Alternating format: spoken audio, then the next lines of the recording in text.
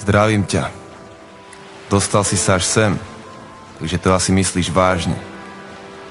A asi sa pýtaš, prečo som tento album nazval Nový človek. Je to preto, že si myslím, že je to najdôležitejšie, čo sa momentálne deje.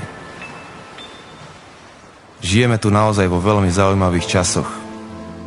A blíži sa k nám veľká a významná zmena. Rodí sa nové vedomie. Nepríde nás zachrániť žiadny mesiáš.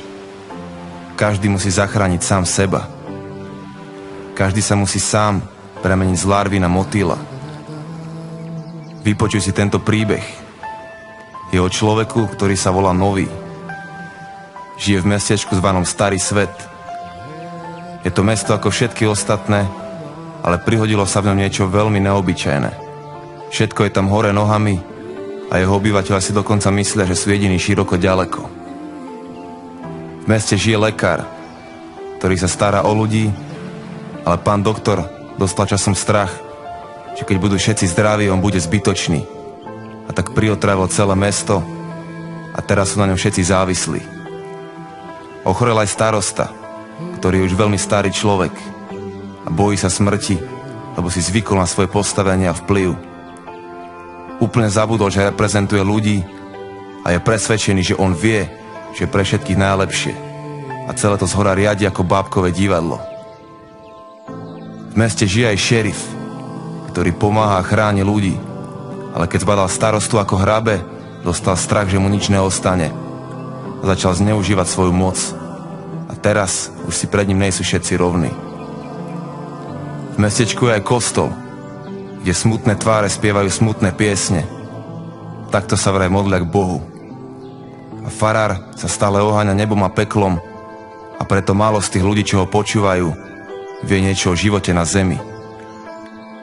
V meste je aj škola, kde ale učia, že 2+2 je 5 a deti, ktoré sa s tým odmietajú zmieriť, prepadnú. Tie ešte aspoň majú nejakú šancu, ale väčšina ostatných detí v tej škole načisto príde o rozum. Posledná nádej bolo miestne rádio, Rozhlas, kde hlásia správy a cez víkendy púšťajú muziku, aby sa ľudia trochu zabavili. Lenže aj v tomto rádiu sa niečo stalo a teraz hrajú tú istú smutnú pesničku stále dookola. Nový sa jedného dňa prebudil, pozrel sa oknom do reality a uvedomil si, že on sem nepatrí, že on není starý človek. A tak sa rozhodol z mesta odísť. Nevie ešte, kam presne má namierené, ale vie, že už ďalej nechce hrať toto staré divadielko. A tu sa moje rozprávanie končí, ale príbeh pokračuje ďalej. Ten príbeh musíš dokončiť ty sám. Nový je pripravený s ktorýmkoľvek smerom, ktorým ho pošleš. Jeho cestu odtiaľto vyberáš ty sám. Ty si nový človek. Starý človek chcel mať hromadu peňazí, byť vysoko vážený a veľmi slávny. Bol chytrý a dokázal veľa, ale separoval seba od zdroja a ten ťah není správny. Rozmýšľa iba ako viac zarobiť, lebo ovláda ho šialený, strašný chtíč. Narastlo mu ego väčšie ako malo byť a teraz nevidí nikoho, iba vlastný ksicht. Ale už je na smrteľnej posteli, končí, odchádza na večný spánok. Je psychicky chorý a žije v ilúzii, preto v novom svete už nemá na vládu nárok. Prichádza nový človek a ten vyženie ten starý zápach ako svieži Vánok. Na nás je urobiť mu cestu a postaviť základy pre tento vzdušný zámok. Minulosť je mŕtva, či krásna, či zlá bola, nemá žiadnu moc, pokiaľ nedáš ju sám. Sila je v prítomnosti a keď ju hľadaš niekde inde, má zlú správu, nenájdeš ju tam. Tu a teraz jediný čas, jediné miesto, niekde tam vnútri aj ty isto vieš to. Možno akceptovať nedokážeš to, ale takéto pravidla má časopriestor. Neverím na šťastie, na ktoré musíš čakať, kým do života ti konečne ono vstúpi. Pokiaľ ideš za niečím vytrvale s nadšením, to more sa pre tebou rozostúpi. A aj keď si jediný, kto vidí tú pravdu, tá pravda je stále pravda, aj keď nechápu a smejú sa na tebe, lebo nemáš dôkaz. Ja keď zem bola plocha a ľudia zabíjali za tú ilúziu, že ich Bohom stvorený svet je ten vesmíru stred. To je veľká hlúposť, ale pravda je, že každý nosí v sebe jeden vesmíru stred. Toto je to miesto, odkiaľ svieti svetlo a keď sa ty vrátiš znova trocha sem, uvedomíš si, že to, čo sa tu odohráva teraz, je nová plocha zem. A ľudia sa zveria, že sú najmudrejší a majú prispôsobovať prírodu sebe. Miesto, aby zladili sa s ňou, idú proti nej a uznaj, že to im tú veľkú výhodu bere. Nepotrvá už dlho tá ľahostajnosť, tá pravda sa chystá prísť na verejnosť. Budú sa jej smiať, budú sa s tým byť a nakoniec to príjmu ako samozrejmosť. A prví noví ľudia už vidia tie záblesky svetla, ktoré sem nesie poznanie. Nový človek hovorí životu áno, ale to ešte neznamená žiadne poznanie. Najviac zo všetkého cení si vedomie, vie, aké nebezpečné je nevedomie.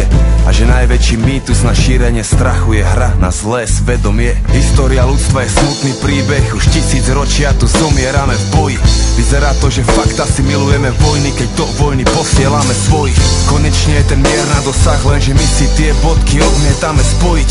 Byť či nebyť, v akom svete žiť, každý musí zvoliť, na ktorej strane stojí. Nový človek už pozná tajomstvo, ktoré to prekliatie zruší. Aby na tejto planéte nastal mier, musí človek nájsť pokoj v duši. Tie špekulácie a tie manipulácie už nemusia byť súčasťou evolúcie. Dosť bolo už tejto zlej vibrácie, my žijeme tu v časoch revolúcie. Niečo ako keď vyrastol prvý kvet na planéte, kde rastla iba tráva a burina. Niečo ako keď prvá opica pochopila, že nemá 4 nohy, ale 2 a že 2 ruky má. Tentokrát ľudia už konečne zistia, že všetci tu na zemi sú jedna rodina. Bieli, čierni, žltí, červení, bratia a sestry, ten istý Boh nás objíma. Čoskoro už prídeme na to, že je to všetko jedno, aj keď to ešte necítime dnes. Máme tu pravdu priamo pod nosom, no my tu pre tie stromy nevidíme les. A jediná cesta je cez toho človeka v zrkadle, ale ne s egom, ale bez. Aby nás odpúšťaniu a vďačnosti nemusel učiť pes. Telo je úžasná vec, ale je to iba schránka, niečo ako skafander. Bez duše neznamená viac ako kus mesa, duch je to, čo mu dáva charakter. A keď je pekná duša, tak je krása v domove. A keď rodiny sú v pohode, je pokoj v krajine. A keď v zemi je pokoj, tak sú všetci kľudní. A je mier medzi ľuďmi, život ak ho poznáme končí, ale to tiež znamená, že sa otvárajú nové dvere. Ideály boli podsúvané, ale tie si už ľudia sami vytvárajú v novej ére.